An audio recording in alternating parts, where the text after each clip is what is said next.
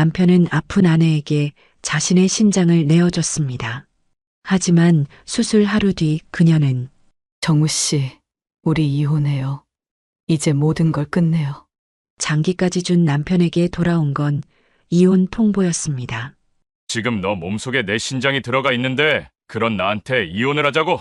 그것도 지금? 하지만 그녀는 딱 하루 만에 무릎을 꿇고 이렇게 말했어요. 구독 버튼을 눌러주시면 매주 감동적인 실제 사연을 들려드립니다. 오늘의 사연 시작합니다. 2023년 10월 3일 추석 다음 날 서울의 한 대학병원 13층 장기이식센터 상담실. 그는 조용히 문 앞에 앉아 있었어요. 긴 복도 끝에서 들려오는 휠체어 소리, 간호사의 웃음소리, 그리고 손에 꼭 쥔 서류 한 장. 생체 신장이식 동의서. 그 종이는 그에겐 계약서도 유서도 아니었어요. 그냥 사랑의 연장이었죠. 아내 은미 씨는 한 달 전부터 계속 피로를 호소했어요. 눈이 자주 붓고 다리에 쥐가 나고 밥맛도 없고 처음엔 갱년기련이했죠. 하지만 건강검진 결과가 나왔을 땐 더 이상 웃을 수 없었어요. 만성 신부전 사기, 이식 필요성 있음. 의사는 말했죠. 지금은 약물로 버티지만 수치가 더 나빠지면 이식밖에 없습니다. 그녀는 담담했어요. 오히려 그가 더 흔들렸죠. 그럼 나 검사해 볼게. 혹시 내가 맞을 수도 있으니까. 아니야. 그럴 필요까지는 없잖아. 그녀는 그 말을 가볍게 넘겼어요. 하지만 그는 마음속 깊이 나는 이 사람을 떠나보내기 싫다는 생각뿐이었어요. 검사 결과 놀랍게도 조건이 맞았어요. 혈액형도 조직 적합성도 통과. 의사는 말했죠. 기증자로 충분합니다. 결정만 하시면 됩니다. 그날 밤 그는 거실에 홀로 앉아 아내가 잠든 방을 바라봤어요. 결혼한 지 31년. 그녀와 함께 보낸 시간이 마음속에 스쳐갔죠. 첫 아들 정훈이를 품에 안았던 날, 약국 뒤편에 작은 간이 침대를 만들어주며 당신은 약사니까 더 조심해야 해라며 애썼던 그날, 그녀가 허리를 삐끗했을 때 등에 파스를 붙여주며 내 손이 제일 낫지라며 웃었던 날, 그녀가 외로워 보일 때면 말없이 도시락을 싸고 약국 일에 지치면 따뜻한 우유에 꿀을 타줬어요. 그는 한 번도 큰 소리를 낸 적이 없었어요. 그냥 묵묵히 조용히 옆에 있었던 사람이었죠. 그래서 서명은 고민할 일이 아니었어요. 그는 아무 말 없이 수술 동의서에 이름 석자를 꾹 눌러 썼어요. 김정우. 그 서명이 끝나자 간호사가 말했다죠. 이제 내일 오전 7시에 입원해 주세요. 입원 후엔 금식이 들어가고요. 수술은 이틀 뒤로 예정되어 있습니다. 그녀는 옆에서 멍하니 그를 바라보고 있었어요. 뭔가 말하고 싶어 하는 눈빛. 하지만 끝내 아무 말도 하지 않았죠. 병원을 나와 택시를 타고 돌아오는 길, 그는 창밖을 바라보며 생각했어요. 이게 마지막 일 수도 있겠구나. 누군가를 위해 몸의 일부를 떼어주는 일, 그건 단순히 장기만이 아니라 기억과 시간과 미래의 일부까지 함께 내어주는 일이니까요. 하지만 그는 후회하지 않았어요.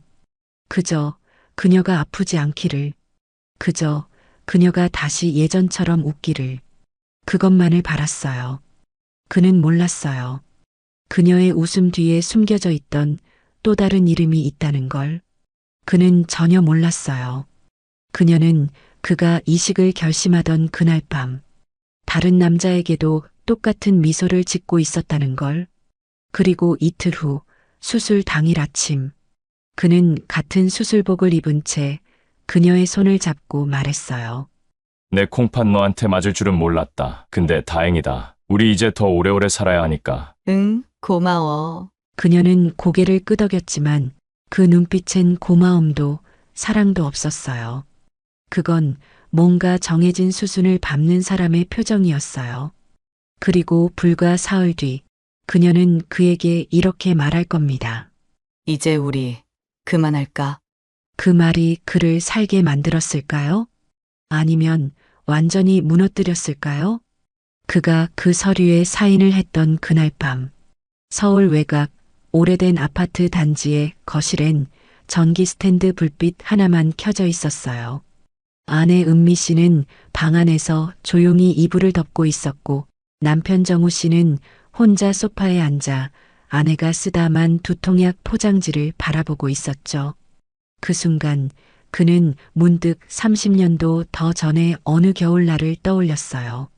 그들이 처음 서울에 올라왔던 시절, 1991년 겨울, 눈보라가 몰아치던 그날도 그는 그랬어요.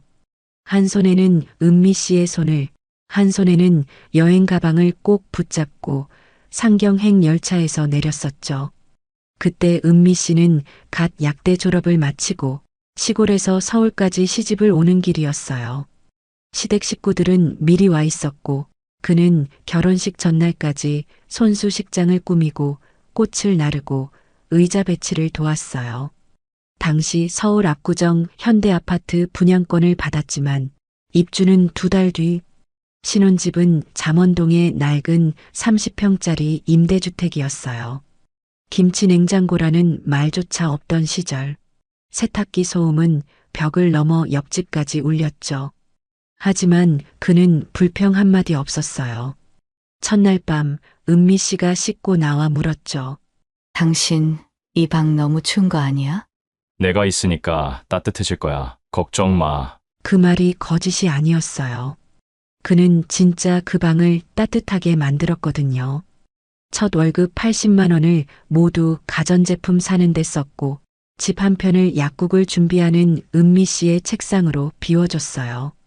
은미 씨는 늘 피곤해했어요. 약국을 열기 전엔 약사 국가고시에 매달렸고 약국이 생긴 뒤에는 하루 12시간 이상을 처방전과 씨름했어요. 그럴 때마다 정우 씨는 말없이 그녀의 옆을 지켰어요.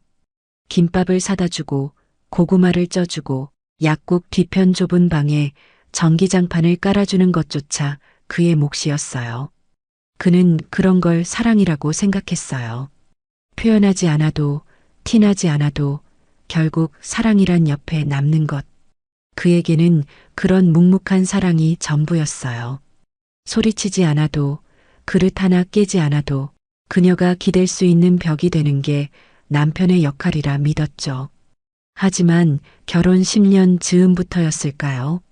그녀는 점점 말수가 줄어들었고 그와의 눈맞춤을 피하기 시작했어요. 요즘 뭐 힘든 일 있어? 아니, 그냥 약국 일이 많아서 그래. 그는 그 말도 믿었어요. 의심하지 않았죠. 왜냐면 그는 자신이 믿는 사랑만을 기준으로 살아왔기 때문이에요. 아이를 낳고 키우는 동안도 마찬가지였어요. 아들 정훈이의 유치원 면접도, 초등학교 운동회도, 학원 데려다 주는 일도 은미 씨가 피곤해 보이면 그가 먼저 나섰죠. 주말마다 약국 정리를 자청했고 가계부를 대신 적었고 한 푼 두 푼 모은 돈으로 시어머니 간병비도 부담했어요. 사람들은 말했어요. 김정우는 무뚝뚝하지만 가족한텐 다 주는 사람이야. 그는 그 말을 듣고 속으로 웃었어요. 그는 다 주는 사람이 아니라 가진 게 없어도 더 주고 싶어 하는 사람이었으니까요. 그는 그랬어요. 단 한 번도 은미 씨의 휴대폰을 본 적 없었고 비밀번호를 묻지도 않았고 늦게 들어와도 따지지 않았어요. 그저 생각했죠. 지금 내가 조금 더 잘하면 이 사람이 내 옆에서 더 오래 머물 수 있을지도 몰라. 그런 마음이 쌓이고 쌓여서 신장이식이라는 결단까지도 당연한 선택이 되었던 거예요. 그는 그날 밤 수술 동의서 사인을 마친 뒤에도 후회하지 않았어요. 가슴속엔 그저 작은 바람 하나만 있었어요. 혹시 이번엔 이 사람이 내 진심을 알아줄 수 있을까? 하지만 그는 몰랐어요. 그녀가 이미 수개월 전부터 누군가와 새 인생을 꿈꾸고 있었고 그의 장기조차도 그 계획 안의 하나로만 여겨졌다는 걸. 그는 정말 몰랐어요. 그녀가 그저 병을 앓고 있는 게 아니라 이미 마음의 자리를 떠난 지 오래였다는 걸. 하얀 커튼 사이로 아침 햇살이 스며드는 서울대학교 병원 회복실. 벽걸이 시계가 오전 8시 42분을 가리키고 있을 무렵 그는 희미한 통증과 함께 눈을 떴어요. 처음엔 정신이 몽롱했어요. 몸이 아닌 마음부터 깨어난 느낌. 그리고 곧바로 고개를 돌렸죠. 커튼 건너편 그녀 은미 씨가 누워 있었습니다. 산소 마스크를 벗고 눈을 감은 채 조용히 호흡을 고르고 있었죠. 그는 왼쪽 옆구리에 느껴지는 묵직한 통증을 억지로 삼키며 조용히 그녀의 이름을 불렀어요. 은미야, 괜찮아? 그녀는 천천히 눈을 떴어요. 무표정한 얼굴. 의식은 돌아왔지만 그 눈빛은 어딘가 멀리 떠나 있는 사람처럼 보였어요. 괜찮아. 그는 안도하며 웃었어요. 수술이 무사히 끝났다는 안심, 그리고 우리가 다시 시작할 수 있다는 희망. 다행이다. 이제 진짜 오래오래 살아야지. 다시 건강해져서 같이 제주도도 가자. 몇 년 전부터 말만 했잖아. 우리 둘만의 여행. 정우 씨, 우리 이혼하자. 그 순간 회복실의 소음이 전부 사라진 듯 했어요. 모니터 소리, 간호사들 발소리, 햇살마저 모두 정지된 듯 오직 그 말 한마디만이 그의 가슴 속에서 천천히 그리고 깊숙이 파고들었어요. 뭐라고? 지금 뭐라고 했어? 나는 이 결혼이 더는 의미 없다고 생각해. 그리고 이미 정리 다 해놨어. 변호사도 선임했고 절차도 알아봤어. 그는 헛웃음이 났어요. 마취가 아직 덜 풀려서 헛것을 들은 건가 싶었죠. 하지만 그녀의 얼굴은 너무도 또렷하게 각오가 서 있었어요. 정리해놨다는 그 말에 그는 느꼈어요. 이건 즉흥적인 감정이 아니라 오랫동안 준비된 계획이라는 걸. 근데 지금 너 몸속에 내 신장이 들어가 있는데 그런 나한테 이혼을 하자고? 그것도 지금? 그래서 더 말하는 거야. 지금 아니면 더 늦어질 것 같아서. 그녀의 말투는 덤덤했어요. 죄책감도 미안함도 없었어요. 마치 보험 해약하듯 정해진 수순을 읽는 행정직원처럼 그녀는 이혼을 통보했어요. 그는 벽에 기대 앉아 침대에 꽂힌 링거액을 멍하니 바라봤어요. 방금 전까지 다행이다라고 생각했던 이 수술이 사실은 도려내기 위한 의식이었단 걸 깨달은 순간이었죠. 그리고 바로 그날 저녁, 회복실 침대에 누운 채 그녀의 휴대폰이 진동으로 울리는 걸 그는 들었어요. 그녀는 화장실을 간다며 자리를 떴고 폰은 탁자 위에 그대로 남겨졌어요. 그는 폰을 보지 않았어요. 대신 자신의 휴대폰을 꺼냈습니다. 녹음 버튼을 켜고 복도에 귀를 기울였죠. 희미하게 들리는 속삭임, 문틈으로 새어나오는 대화의 조각들. 잘 끝났어. 수술도 무사히 끝났고 내 몸도 문제 없어. 이제 계획대로 해. 정우는 뭐래? 눈치 못 챘어. 그 사람 아직도 날 믿고 있더라. 정말 바보같이 착하지. 그런 사람은 결국 인생에선 진다는 걸 모르지. 그는 그 순간 자신이 평생 믿어왔던 사랑이라는 단어가 무너지는 소리를 들었어요. 하지만 그는 놀라지 않았어요. 그는 이미 어느 정도 느끼고 있었던 거였죠. 그날 밤 병원 회복실 천장은 너무 낮아 보였어요. 그는 눈을 감고 천천히 되뇌었어요. 아니야, 아직 끝난 게 아니야. 그는 다음 날 병실에 몰래 설치해둔 소형 녹음기를 확인했고 그 안엔 충격적인 또 다른 음성이 담겨 있었어요. 그녀는 정말 오래전부터 그 모든 걸 계획해왔던 거였어요.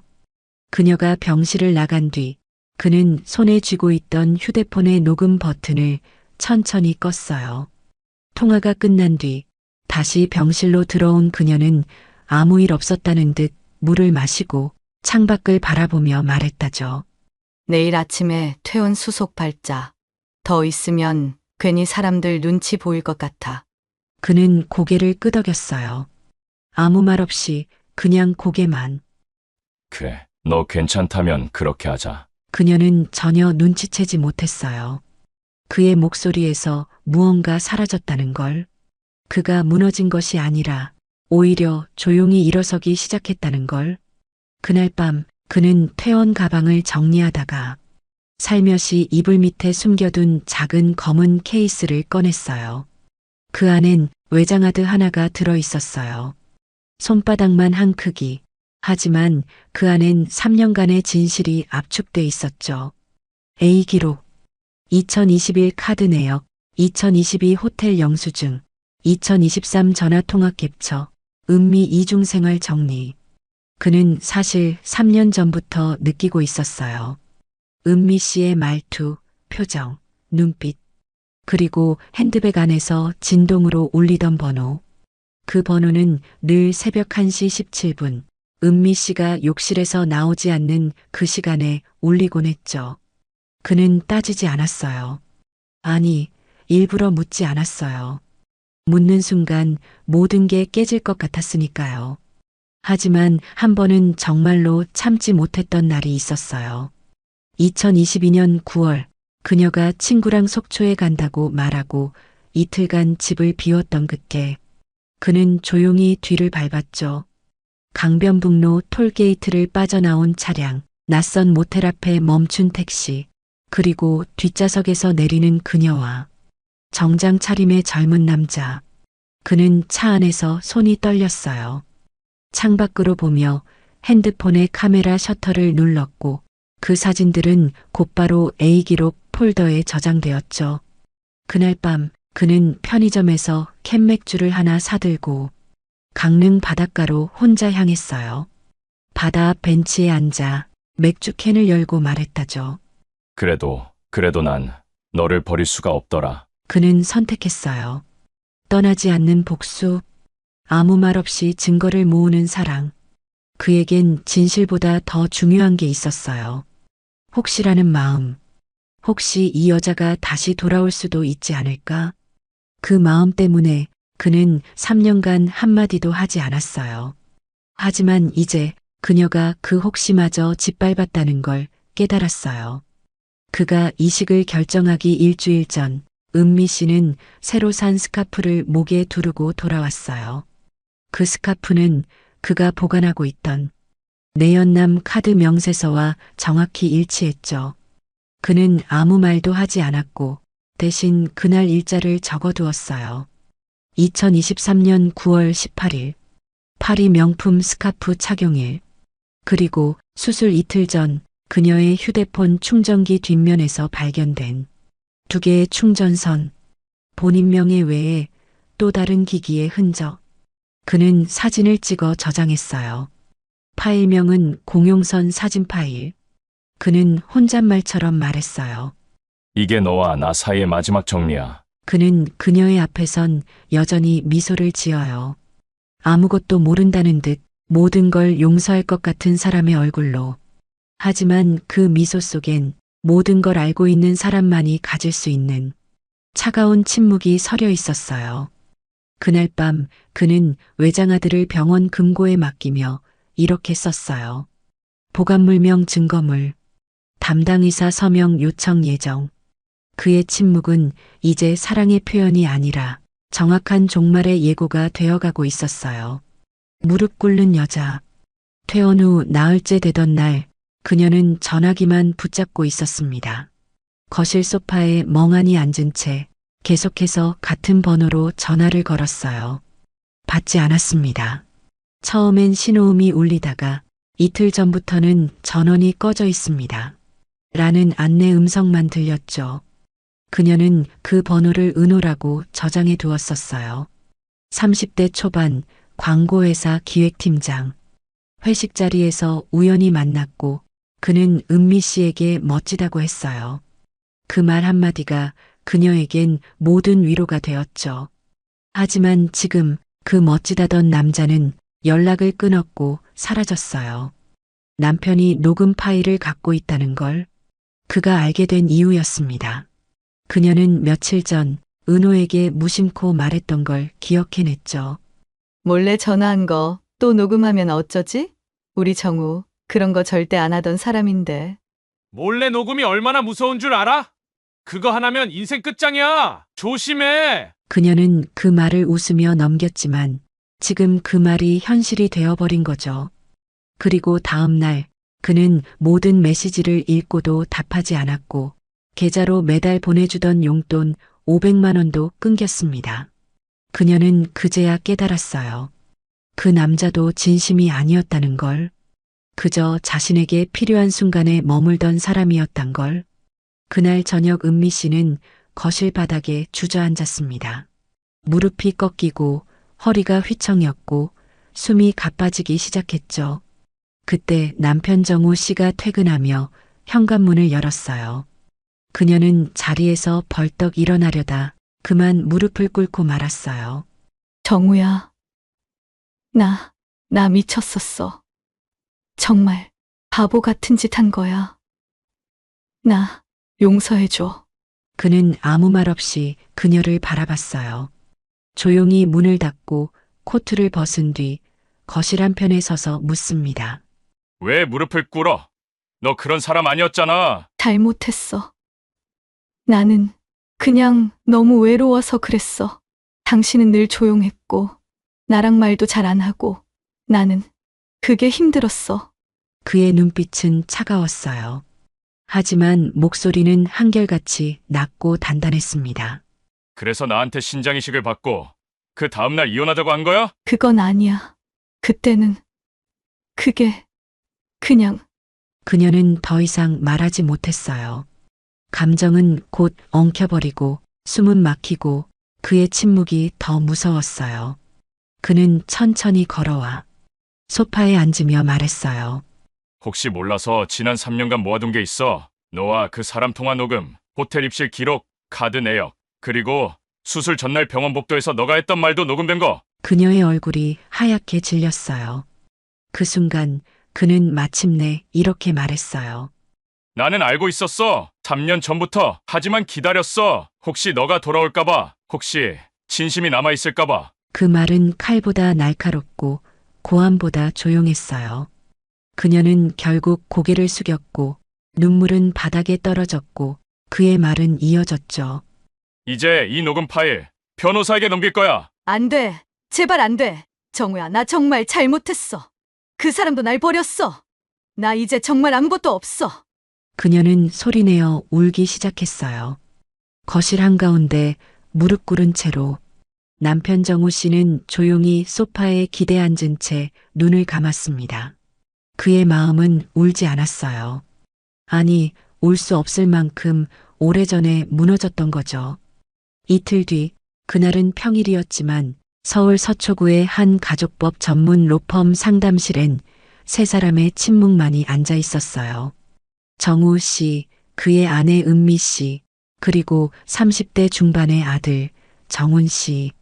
그들은 세 식구지만 지금 이 공간엔 낯선 세 사람만 있는 듯 했습니다. 상담을 맡은 김 변호사는 조용히 설명했죠. 현재 확보된 증거만으로도 이혼 소송은 아주 유리한 상황입니다. 불륜 사실, 재산 은닉 시도, 그리고 장기 기증 직후의 이혼 요구. 그 말에 정훈 씨가 고개를 들었어요.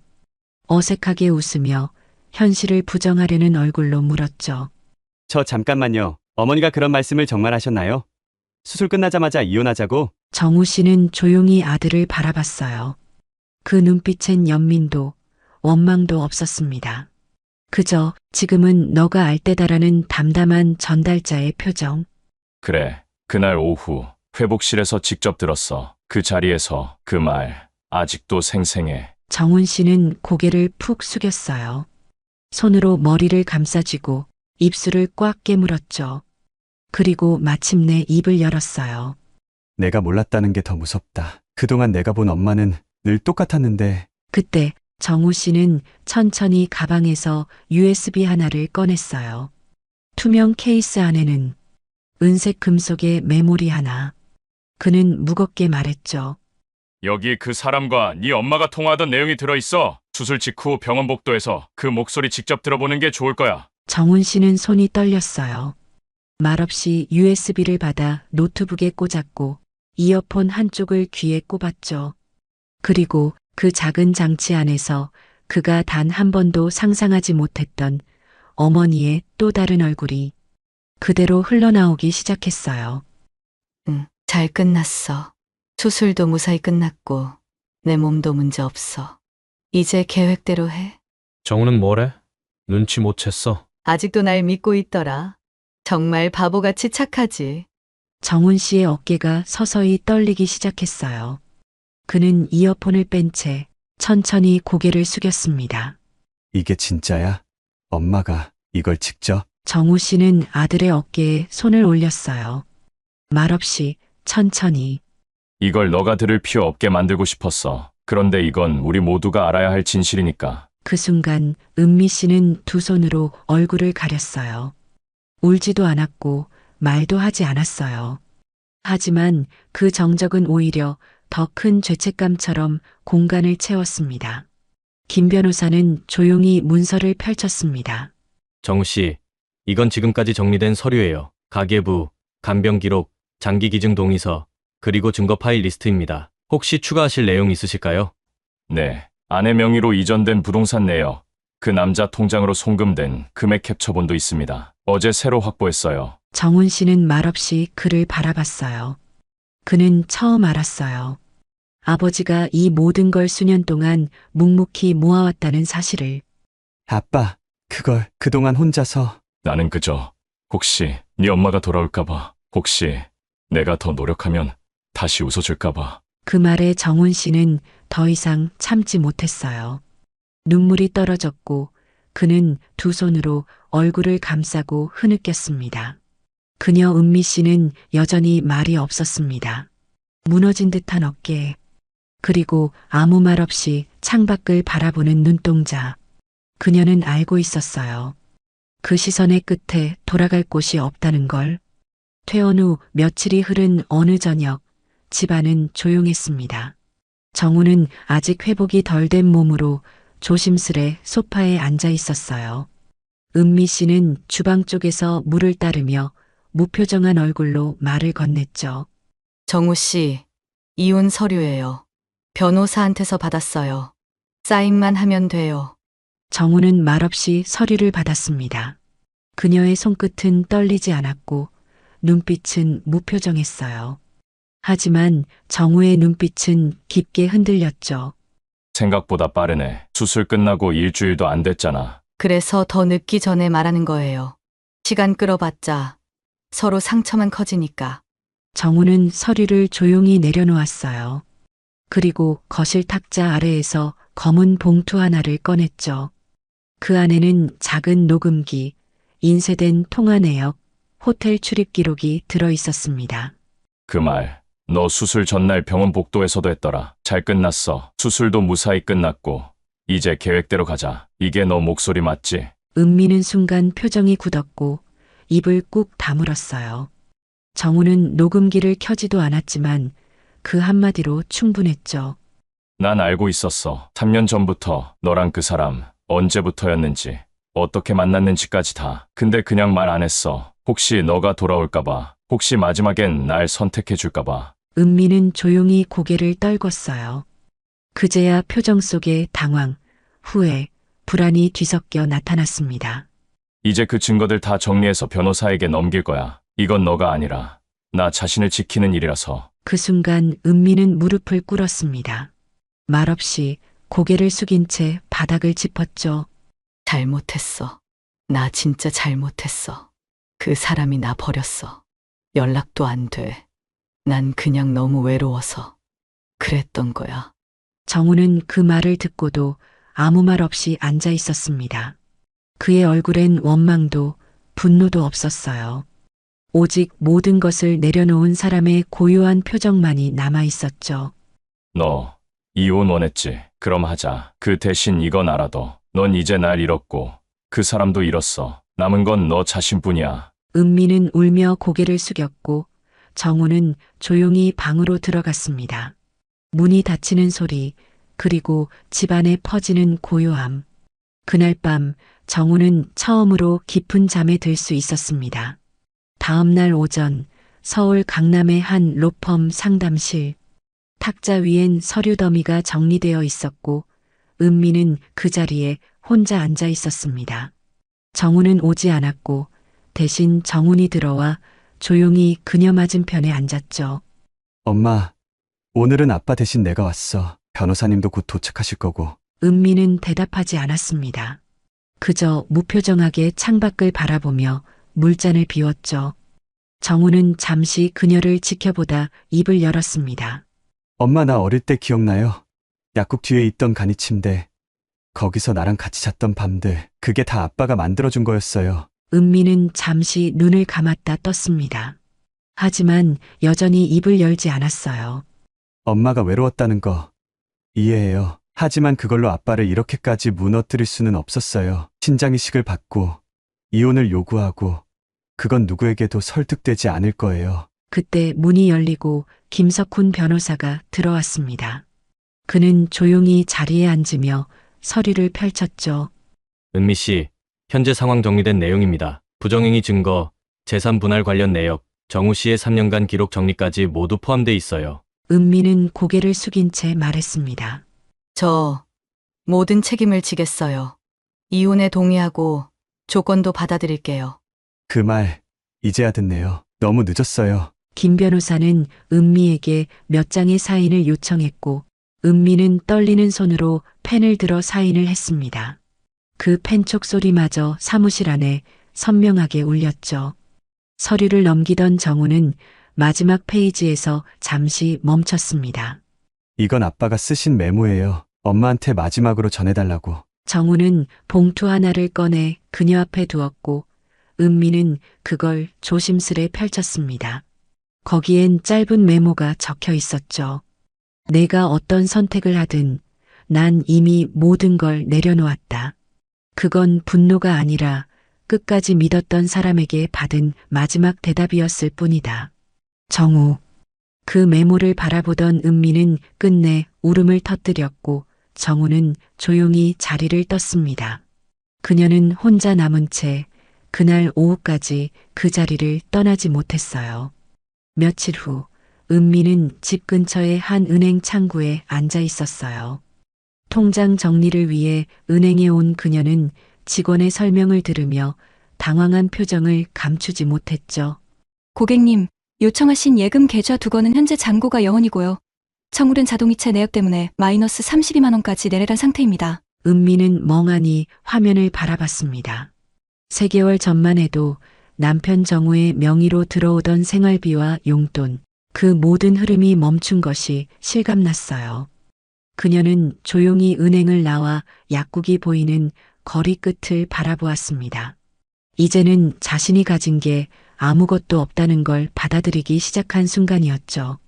그날 밤 그녀는 혼자 작은 원룸에 누워 천장을 바라보며 눈을 떴습니다. 익숙한 벽지가 아니었고 침대 머리맡엔 낡은 시계만이 초침을 쪼개고 있었죠. 그녀는 휴대폰을 꺼내 또 한 번 저장된 번호 은호를 눌렀습니다. 고객께서 요청하신 번호는 없는 번호입니다. 그 소리는 이제 지겹도록 익숙했어요. 하지만 그 소리마저도 무언가를 기대하고 있는 자신이 더 초라하게 느껴졌습니다. 그녀는 멍하니 일어나 가방에서 지난달 병원 영수증과 약 봉투를 꺼내 놓았습니다. 체력이 떨어지고 감정 기복이 심해져 병원을 찾았지만 이제는 그 진료비조차 부담스러운 현실이었죠. 그 순간 휴대폰이 울렸습니다. 보낸 사람은 정훈이었어요. 엄마, 내일 오전 10시 상담소 방문 잊지 마요. 심리 상담은 장기적으로도 꼭 필요하대요. 아빠가 비용 처리해 두셨대요. 그 문장을 보고 은미는 오래도록 휴대폰을 들고 있었습니다. 이 사람은 끝까지 나를 걱정하는 거구나. 그녀는 울지 않았습니다. 눈물은 이제 더 이상 나오지 않는다는 걸 느꼈어요. 마음속에 구멍이 뚫린 것처럼 공허함만이 가득했습니다. 다음 날 심리 상담소. 60대 초반 여성 상담사가 그녀를 반겼고 은미는 조용히 자리에 앉았어요. 자책하지 마세요. 하지만 스스로 마주하는 건 필요해요. 진심으로 돌아갈 수 없더라도 자신의 감정은 마주해야 해요. 은미는 처음엔 아무 말도 하지 않았어요. 하지만 시간이 흐르며 입을 열었습니다. 저는 사랑받고 싶었어요. 근데 그걸 잘못된 방식으로 확인받으려 했던 것 같아요. 그 사람을 잃고 나서야 그게 얼마나 큰 사랑이었는지 알았어요. 그날 상담이 끝나고 나오는 길, 서울 하늘은 잔잔했어요. 그리고 그녀는 처음으로 자신이 저지른 모든 것을 온전히 껴안기 시작했습니다. 혼자 걷는 인생이 두렵지 않은 건 아니었지만, 이제는 누군가에게 기대기보다 스스로를 마주할 준비가 되어가고 있었어요. 같은 시각, 서울 종로의 한 사무실. 정우는 노트북 화면을 바라보며 조용히 메일을 정리하고 있었습니다. 창밖으로는 봄비가 조용히 내리고 있었고, 책상 한쪽엔 법률 상담 서류가 가지런히 놓여 있었죠. 정우는 그날도 평소와 다르지 않게 옷깃을 단정히 여미고 은행 직원과의 통화를 위해 전화를 들었습니다. 네, 김정우입니다. 예, 맞습니다. 예금 일부는 변호사비와 상담비로 분리했고요. 나머지는 정훈이 앞으로 증여 준비 중입니다. 이제 그는 스스로를 돌보는 법을 배우고 있었어요. 사랑했던 사람을 내려놓은 뒤 남은 생을 후회가 아니라 회복으로 채우려는 준비였죠.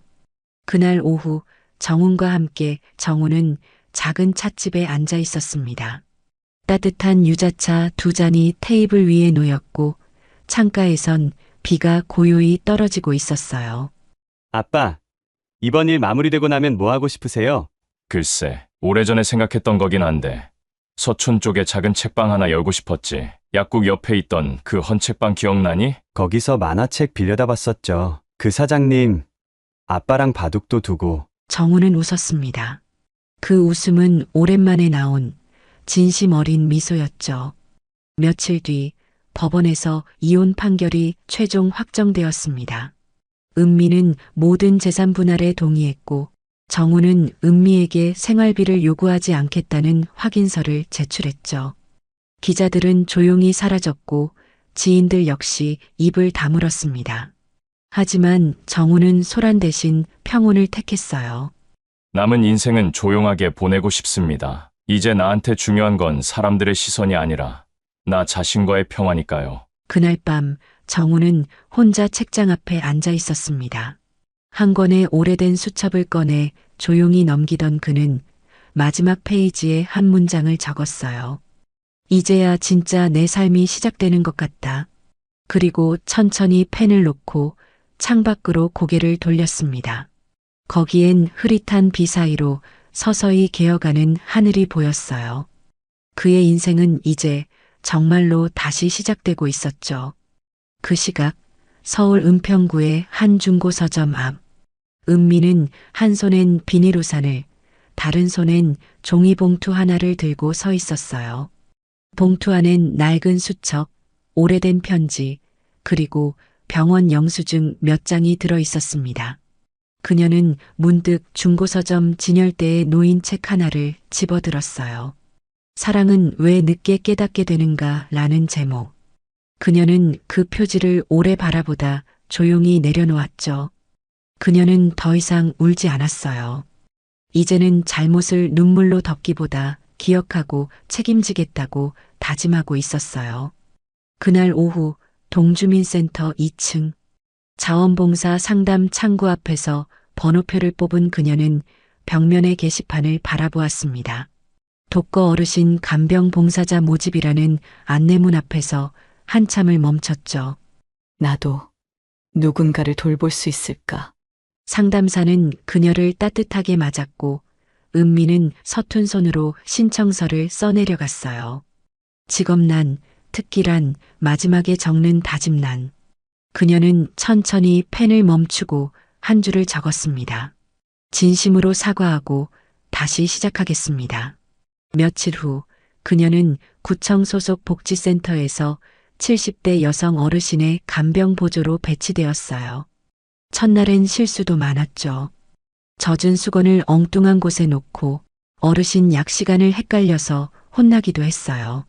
아이고, 초보시구먼. 그래도 따뜻한 손이네. 그 손 덕분에 기분은 참 좋아.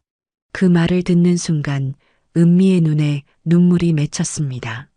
그녀는 고개를 숙이며 말했어요.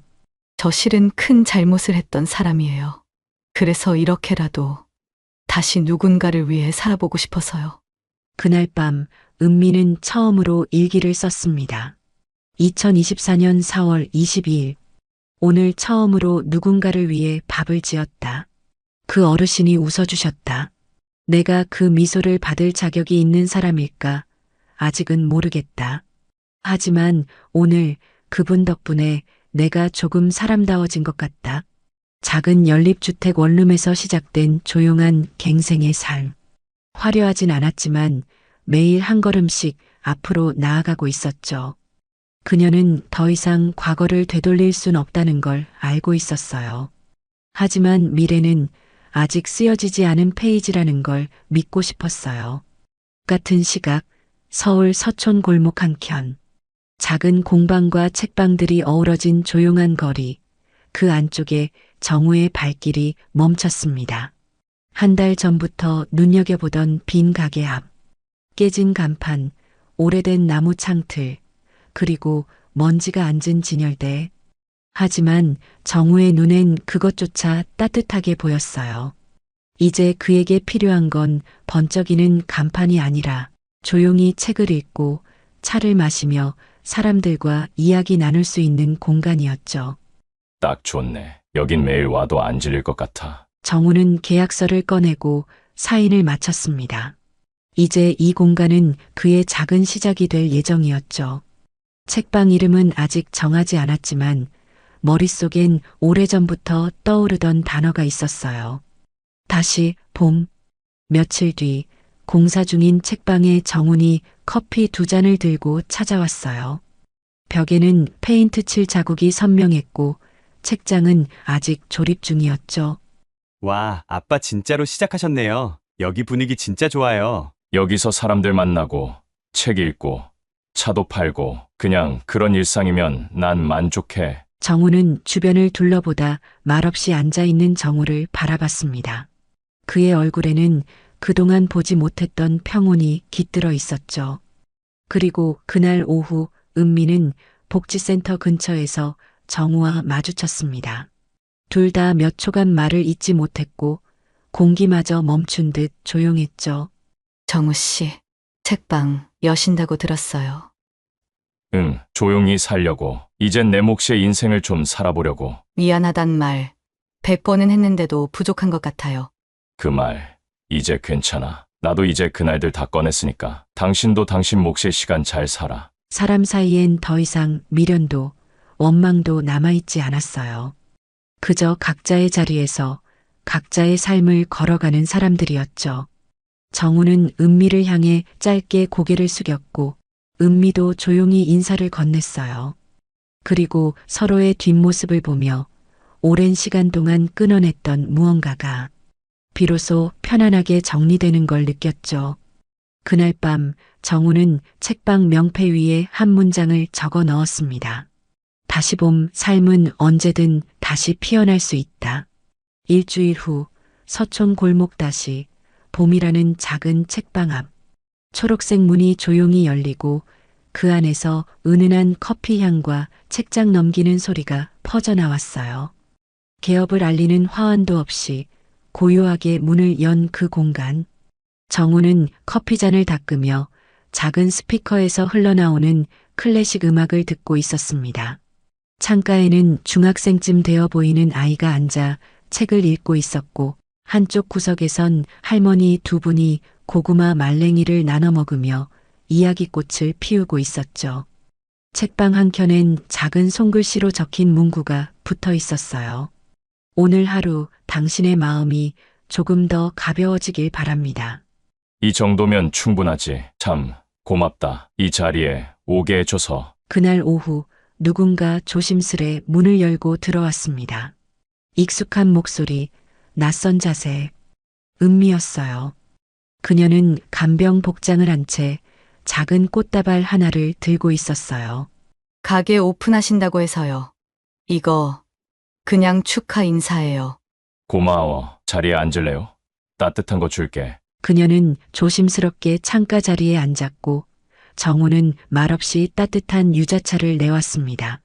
이런 공간 참 좋네요. 조용하고 사람들 숨소리까지 들리는 느낌. 내가 바란 게 그거였어요. 소란 말고 숨이 쉬어지는 공간. 은미는 유자차를 한 모금 마시고는 잠시 멍하니 먼 벽을 바라보았습니다.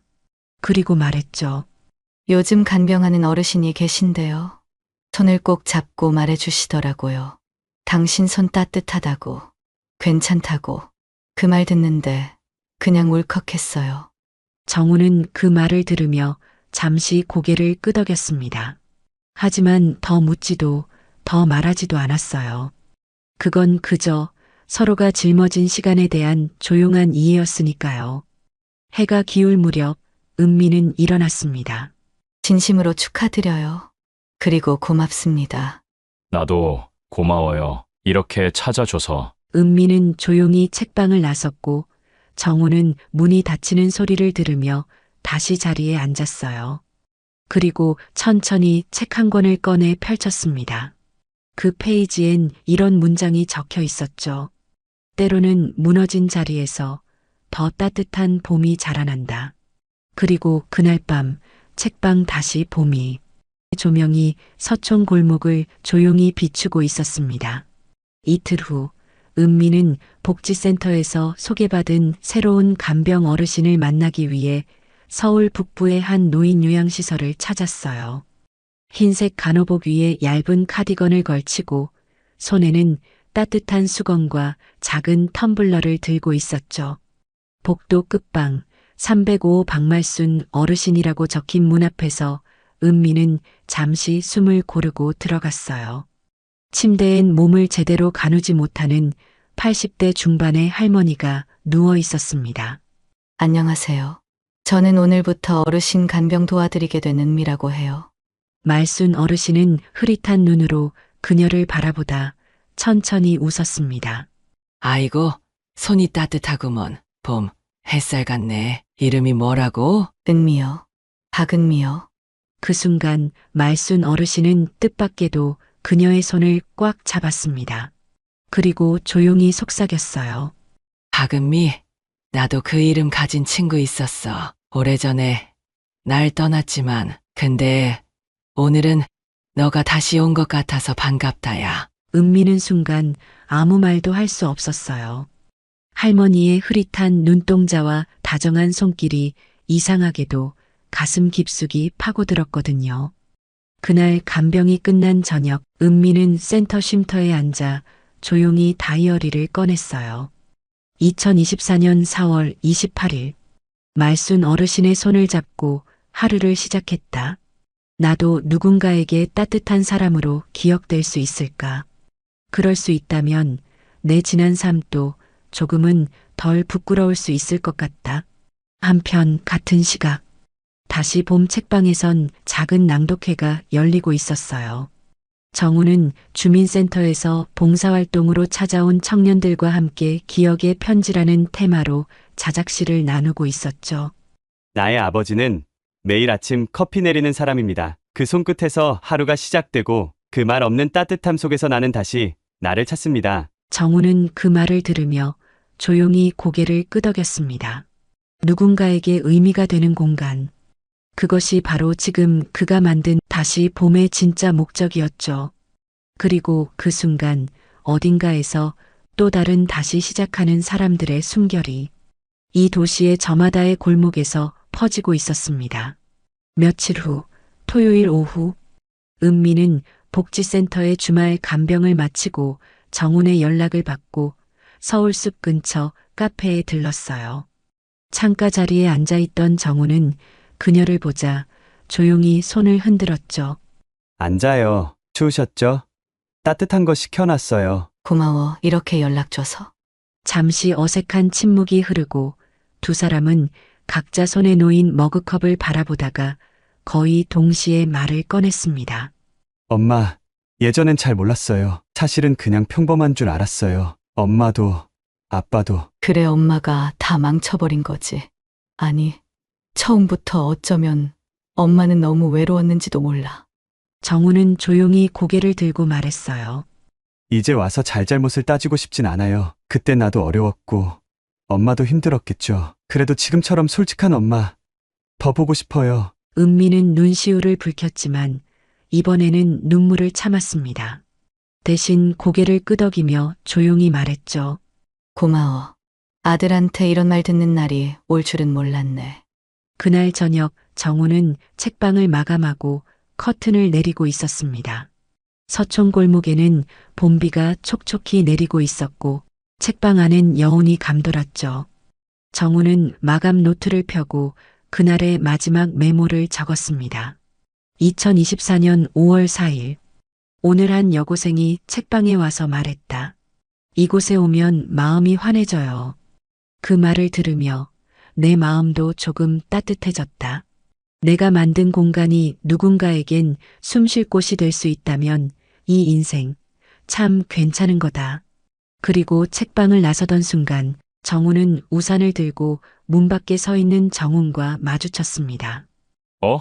너 여기 웬일이냐? 잠깐 들렀어요. 아빠한테 고맙다고 말하고 싶어서. 엄마한테도 이제 조금씩 마음 열고 있어요. 아빠 덕분이에요. 정우는 말없이 아들의 어깨를 토닥였고 비 내리는 거리엔 두 사람의 발걸음이 나란히 걸어갔습니다.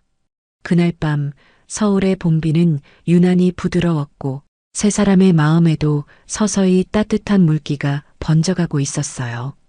2024년 6월 5일 정우의 책방 다시 봄이 문을 연 지 2달째 되는 날. 서촌의 햇살은 더없이 따뜻했고 거리엔 장미꽃이 흐드러지게 피어 있었습니다. 책방 안 정우는 아침을 준비하고 있었어요. 커피를 내리고 작은 꽃병에 새 국화를 꽂으며 문을 여는 순간 그의 일상은 더 이상 이전의 삶이 아니었죠. 은미는 여느 때처럼 요양시설 봉사를 마치고 근처 재활운동센터로 향했습니다. 이제는 어르신들의 이름도 외웠고 간호사들과도 자연스레 웃으며 인사를 주고받는 자신을 보며 그녀는 가끔 믿기지 않았죠. 그날 저녁 정우는 책방 옆 공터에 작은 원형 테이블을 놓고 가족과의 저녁 식사를 준비했어요. 정훈과 며느리, 손자 민호가 도착했고 은미도 초대를 받아 자리에 함께했습니다. 오늘은 그냥 가족끼리 조용히 고맙다는 자리야. 민호는 이제 할아버지 책방 단골이지? 응, 나 여기서 동화책 읽었어.